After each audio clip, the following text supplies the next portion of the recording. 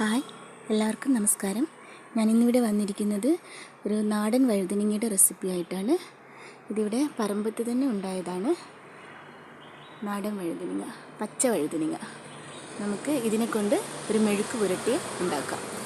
അതിനായി ഇത് രണ്ടെണ്ണം പറിച്ചെടുക്കുക.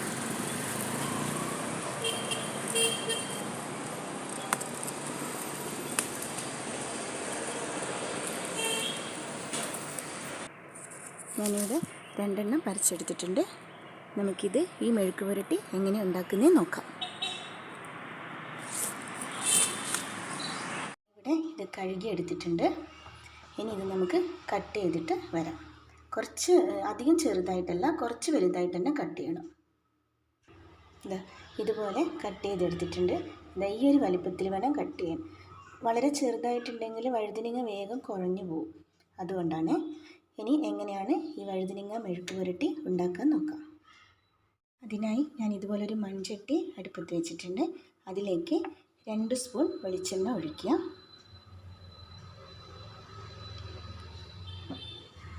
വെളിച്ചെണ്ണ ചൂടാക്കി കഴിയുമ്പോൾ 1 സ്പൂണ് കടുക് ഇട്ടുക.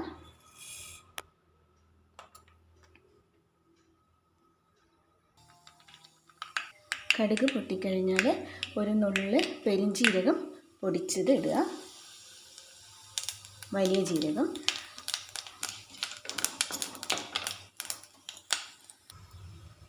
ഒരു ചെറിയ കഷ്ണം ഇഞ്ചി ചതച്ചത് ഇട്ട് കൊടുക്കാം. ഒരു 4 അല്ലി വെളുത്തുള്ളി ചതച്ചത് ഇട്ട് കൊടുക്കാം.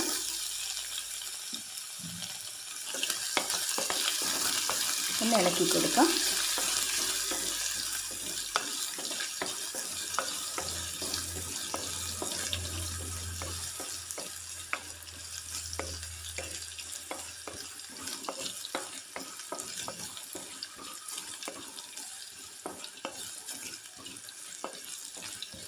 ഇഞ്ചിയും വെളുത്തുള്ളിയും ചെറുതായി ഒന്ന് മൂത്ത് വരണം.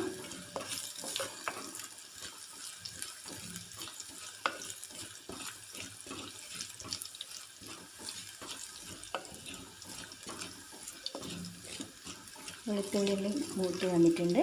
ഇനി ഇതിലേക്ക് ഞാൻ ഒരു വലിയ സവാളയാണ് എടുത്തത്. ചെറുതാണെങ്കിൽ 2 എണ്ണം എടുക്കാം. ഈ വലിയ സവാള ചെറുതായി കട്ട് ചെയ്തിട്ട് ഇട്ട് കൊടുക്കാം.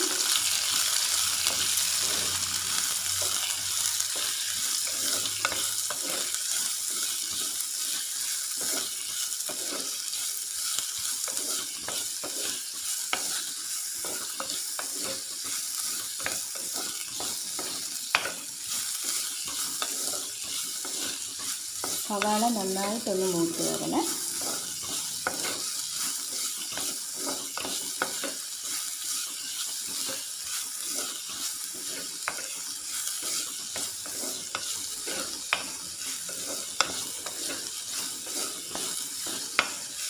പെട്ടെന്ന് വാടാൻ വേണ്ടിയിട്ട്, സവാള പെട്ടെന്ന് വാടാൻ വേണ്ടിയിട്ട് ഒരു നുള്ളു ഉപ്പ് ചേർത്ത് കൊടുക്കാം.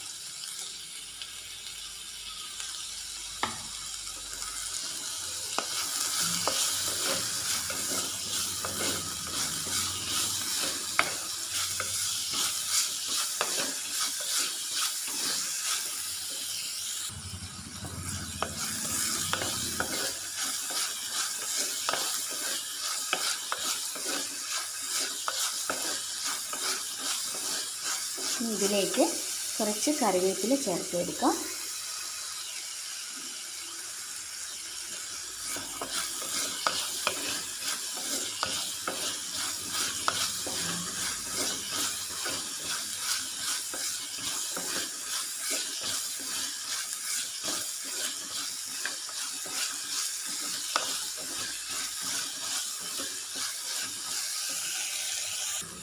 നമ്മൾ ഇതുവരെയായിട്ട് ചേർത്ത് കൊടുത്തത് കടുക് താളിച്ചതിന് ശേഷം പെരുംജീരകം പൊടിച്ചത് ചേർത്തു, ഇഞ്ചിയും വെളുത്തുള്ളിയും ചതച്ചത് ചേർത്തു, പിന്നെ സവാള, കറിവേപ്പില ഇത്രയും ചേർത്തതിന് ശേഷം ഇതുപോലെ നന്നായിട്ട് സവാള വഴറ്റുക.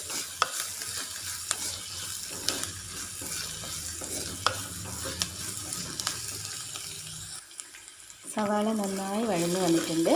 ഇനി ഇതിലേക്ക് ചേർക്കേണ്ടത് ഒരു ചെറിയ സ്പൂൺ കുരുമുളക് പൊടി, ലോ ഫ്ലെയിമിൽ വെക്കണേ പൊടികൾ ചേർക്കുമ്പോൾ. ഒരു നുള്ള് മഞ്ഞൾപ്പൊടി, ഒരു ചെറിയ സ്പൂണ് മുളക് പൊടി, ഇത്രയും ചേർത്തതിന് ശേഷം ഈ പൊടികളുടെ പച്ച മണം മാറുന്നവരെ ഒന്ന് വഴറ്റി കൊടുക്കാം.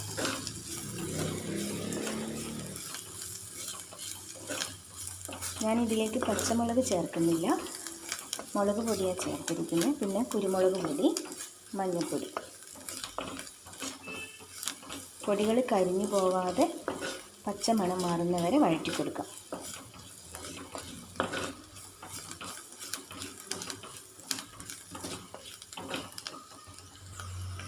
പൊടികളൊക്കെ വഴറ്റി കൊടുത്തിട്ടുണ്ട്, പച്ചമണം മാറുന്നവരെ. ഇനി ഇതിലേക്ക് നമ്മൾ കഴുകി വെച്ച വഴുതനങ്ങയുടെ പീസസ് ഇട്ട് കൊടുക്കാം. പെട്ടെന്ന് വെന്ത് കിട്ടും വഴുതനങ്ങ. ഇതിലേക്ക് ഞാൻ വെള്ളമൊന്നും ചേർക്കുന്നില്ല, ഇതിൽ തന്നെ വെള്ളം വന്നോളൂ. വെള്ളമൊക്കെ ചേർത്താൽ കുഴഞ്ഞു പോകും. ഇത് നന്നായി മസാലയെല്ലാം അതിലേക്കൊന്ന് പിടിക്കുന്ന രീതിയിൽ ഇളക്കി കൊടുക്കാം. ഇതുപോലെ മസാലയെല്ലാം നല്ലോണം വഴുതനങ്ങയിൽ പിടിക്കുന്ന രീതിയിൽ ഇളക്കി കൊടുക്കുക.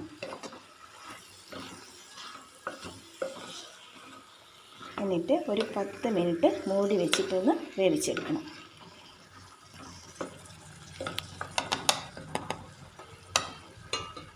മിനിറ്റ് മൂടി വെച്ച് വേവിച്ചെടുക്കാം.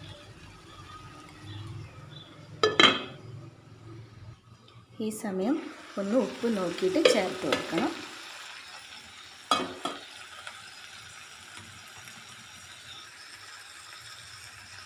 ഞാൻ കുറച്ച് ഉപ്പ് ചേർത്ത് കൊടുത്തിട്ടുണ്ട്. ഇത് നന്നായി ഇളക്കി കൊടുക്കാം. ഇടയ്ക്കൊന്ന് മൂടിയെടുത്തിട്ട് ഇതുപോലെ ഇളക്കി കൊടുക്കണേ. ഇവിടെ വഴുതനങ്ങ മെഴുക്ക് പുരട്ടി റെഡിയായി വന്നിട്ടുണ്ട്. കണ്ടോ, വഴുതനങ്ങയിൽ നന്നായി വെന്ത് വന്നിട്ടുണ്ട്. ഇത് പെട്ടെന്ന് ഉണ്ടാക്കിയെടുക്കാൻ പറ്റുന്ന ഒരു റെസിപ്പിയാണ്. ചോറിൻ്റെ കൂടെയൊക്കെ സൈഡ് ഡിഷായിട്ട് ചപ്പാത്തിൻ്റെ കൂടെയൊക്കെ കഴിക്കാം. നല്ല ഹെൽത്തിയാണ് ബ്രിഞ്ചാൾ. വഴുതനങ്ങ മെഴുക്ക് പുരട്ടി. വഴുതനങ്ങ കൊണ്ട് വേറെയും ഡിഷസൊക്കെ ഉണ്ടാക്കും. ഞാൻ വരും വീഡിയോകളിൽ ഉൾപ്പെടുത്താം കേട്ടോ. നാടൻ വഴുതനങ്ങ. ഇതേപോലെ തന്നെ മറ്റേ ഒരു പിങ്ക് കളർ വഴുതനങ്ങയില്ലേ, ഒരു ബ്രൗണോ അങ്ങനെ ഒരു വഴുതനങ്ങയും കൂടി ഇല്ലേ, അതിനെക്കൊണ്ട് ഇതേപോലെ തന്നെ ഉണ്ടാക്കാം കേട്ടോ. മെഴുക്ക് പുരട്ടി ഇതേ കൂട്ടൊക്കെ വെച്ചിട്ട് ഉണ്ടാക്കാം. ഇവിടെ മെഴുക്ക് പുരട്ടി റെഡി ആയിട്ടുണ്ട്. ഇനി ഇതൊരു സൈഡ് ഡിഷിലേക്ക് മാറ്റാം. തീ ഓഫ് ചെയ്യാം. സർവിങ് ഡിഷിലേക്ക് മാറ്റിയിട്ട് കാണാം കേട്ടോ. ഇതിന് മുകളിലേക്ക് അല്പം ചെറുനാരങ്ങ നീരും കൂടെ ഒറ്റിച്ചെടുക്കാം. വഴുതനങ്ങയുടെ റെസിപ്പിയിലൊക്കെ ഒരു പുളിപ്പ് ഉണ്ടാകുമ്പോൾ വഴുതനങ്ങ നല്ല ടേസ്റ്റ് ആയിരിക്കും. അല്ലെങ്കിൽ പുളിവെള്ളം വേണമെങ്കിലും ചേർക്കായിരുന്നു നമ്മൾ ഉണ്ടാക്കി വരുമ്പോൾ. ഇപ്പോൾ ചെറുനാരങ്ങയാണ് ഞാനിവിടെ ചേർക്കുന്നത്. ഇവിടെ വഴുതനങ്ങ മെഴുക്ക് പുരട്ടി റെഡി ആയിട്ടുണ്ട്. നാടൻ വഴുതനങ്ങ മെഴുക്ക് പുരട്ടി. എല്ലാവരും ട്രൈ ചെയ്ത് നോക്കണേ.